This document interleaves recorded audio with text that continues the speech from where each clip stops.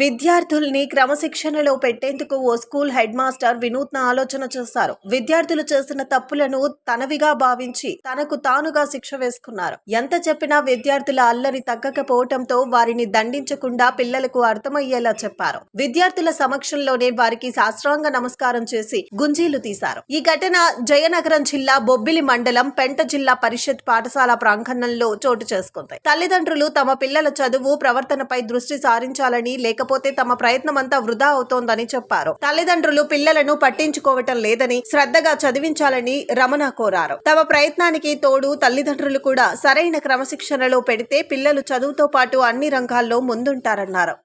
అంటే ఇంత చదువు చెప్తున్నా కూడా ఒకటిలో ప్రవర్తనలో మార్పు లేదు, ఒక చదువులో మార్పు లేదు, ఒక రైటింగ్ స్కిల్ లేదు, రీడింగ్ స్కిల్ లేదు. అసలు ఏంటి ప్రాబ్లం? మీదా మాదా? మాదేనా?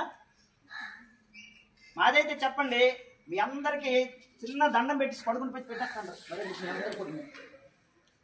మీ అందరికి దండం పెట్టేసి వదిలేస్తాను. లేదంటే ఇలా నేను తీసుకుంటాను. మరి గుంజలు అయినా మీకు అందరికి కూడా మీ నేనే పనిష్మెంట్ వేసుకుంటాను.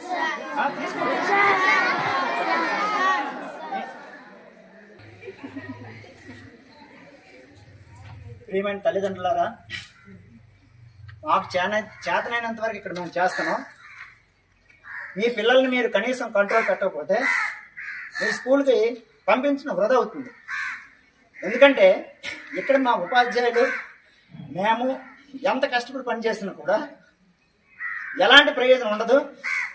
మీరు మీ పిల్లల్ని అద్దులో పెట్టుకోకపోతే మీరు పాఠశాలకు పంపించడం వృధా అవుతుంది. ఇది మైండ్లో పెట్టుకుని మీరందరూ కూడా మీ పిల్లల్ని చదువు కోసం పంపిస్తే శ్రద్ధగా ఇంటి దగ్గర చదివించండి. ఇంకా దేనికోసం అయితే పంపిస్తే పాఠశాలకు పంపించొద్దు. ఇది నా యొక్క విజ్ఞప్తి.